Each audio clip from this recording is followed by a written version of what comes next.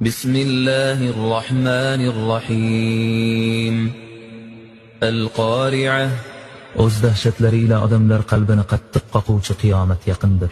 mal qari'a O'sha qattiq qoquvchi nima?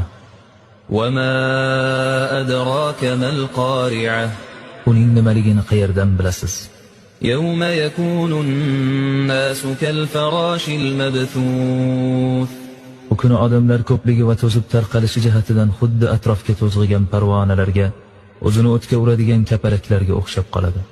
وتكون الجبال كالعهن المنفوش Tog'lar titilgan har xil rangli yunglar kabi havoda uchib yuradi. فأما من ثقلت موازينه فهو في عيشة راضية U kuni kimning yaxshi amallari tarozida og'ir bossa, u jannatda hamma rozi bo'ladigan hayotda bo'ladi.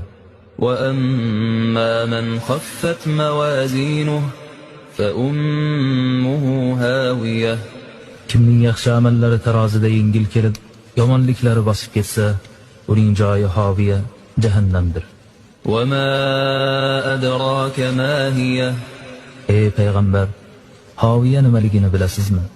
نار حامية U qattiq qizigan o'tdir.